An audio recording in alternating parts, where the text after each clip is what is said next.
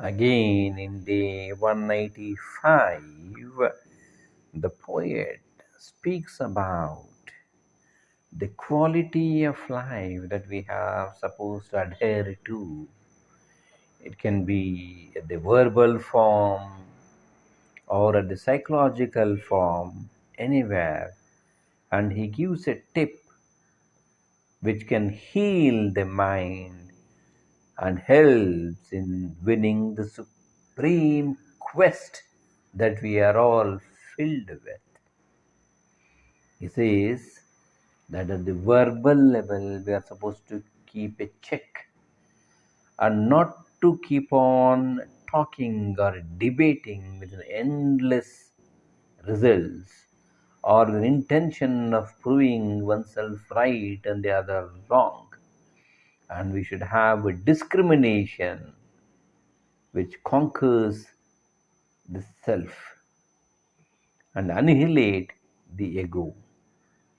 He says continuous ego afflictions which sprout in the mind, which says of I, me, and mine. Understand here, I have done is an ego, and the very same saying that I am humble, I am good. This is also a projection of a more dangerous ego, I tell you, because this Vidya Ahankara, it's so that they know how not to speak. And at that intellectual level where they feel that if I speak like this, then that will be an expression of my humbleness, that is also a play of an ego, understand? And that is more dangerous. At least if you are straight, there are people to correct you. In case if you become so hypocritical and such goody goody, people think that we are different, but actually we are different inside, because the motive behind is very important. The same thing if you see in the Gita, when Krishna said I, there he didn't have that puffed ego at all, as he the supreme. See, it's not just the words that we have to understand, it's the deep inner thing. Therefore, it is up to one's own self to understand whether it is a projection of ego or not. At times we compliment a person. Oh, he feels proud. The outside world wants that, wants to feel, what do you call, huh? So we pamper that. In the spiritual world, we have to hammer that. That is the difference. तुठे वाद संवादत्याते मनावे विवेके अहं भावयाते जिनावे अहं ता गुणे वाद नाना विकारी तुटे वाद संवादतो हितकारी तुटे वाद संवाद तोति हितकारी, sorry, तुटे वाद संवाद तो हितकारी. He says Tuti breaks vada, arguments, samvada, the dialogue, so that hitakari, conducive to health.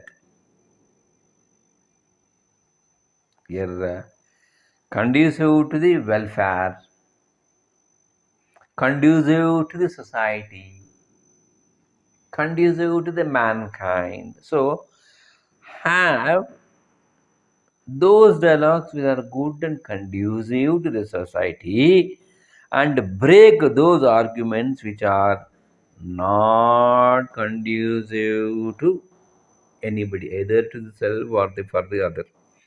The other day we have seen arguing for the sake of arguing or talking anything for one's own self is okay, is good.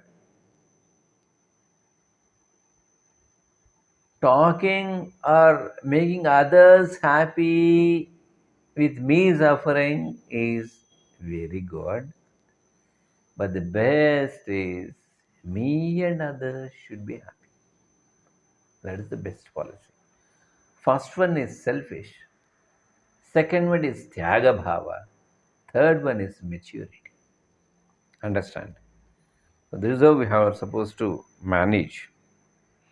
Understand, wherever and whenever these disputes end or we put a full stop there for arguments, the real dialogue begins there. The real unfoldment, the real understanding, the real receptiveness of each other begins. Till then, we are trying to drill our nail, hit our nail. Think, isn't it?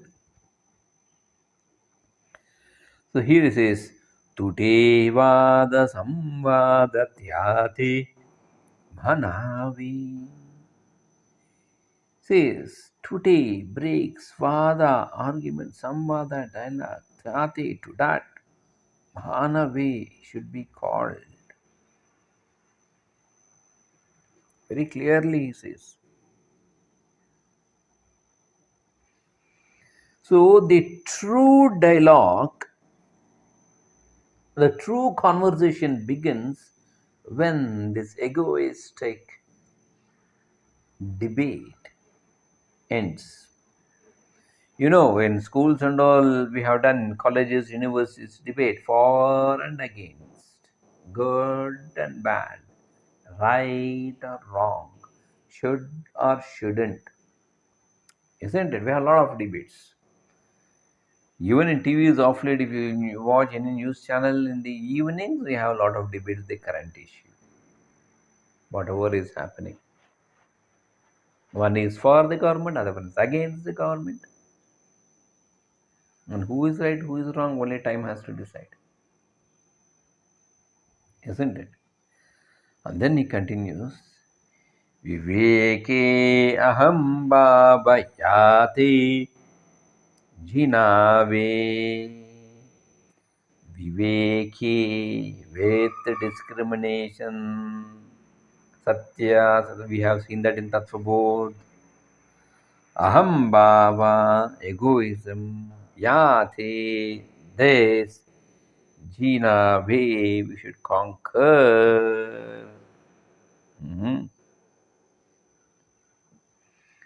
So very clearly he says, Viveke, with discrimination alone we will be in a position to conquer the egoism.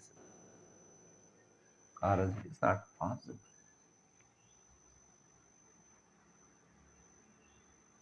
What is the discrimination? And every moment you should be alert. Hey, is it the projection of I? Is it making me pat myself?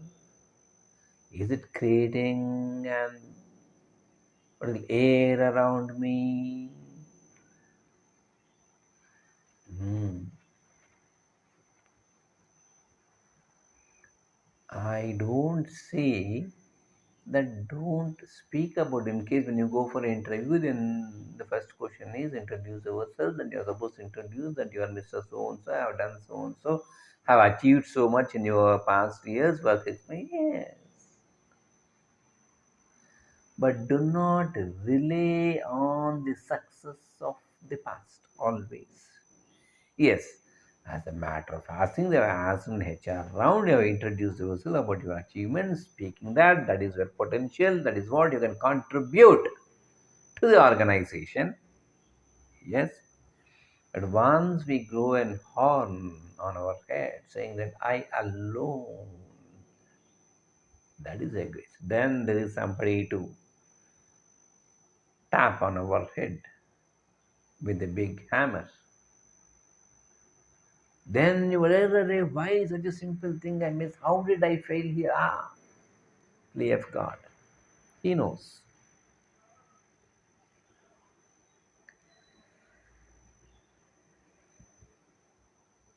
So with discrimination, with vigilance, with you should be alert, my dear friends. Every second you should be alert. Only then it happens. Ahamta gune vadanana vikari. So, ahanta gune, egoistically, vada, argument, nana, various, vikari, afflictions it creates.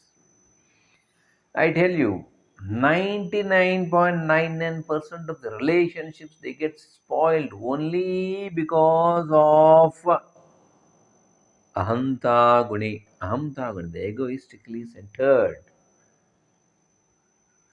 Why should I only adjust? Why should I listen? Why can't he give up? Think. This is what we speak, isn't it? Life is so delicate and so subtle, I tell you. It's difficult to understand. It's easy to speak. I tell you, if each one of us can drop our ego and live amicably adjusting to others, you find the paradise here. If that is not there, the same place becomes hell. Think. So stop unwanted arguments and start talking positive, contributing something to the self and to the society, non egoistically. With this, I conclude here today, and thanks for being with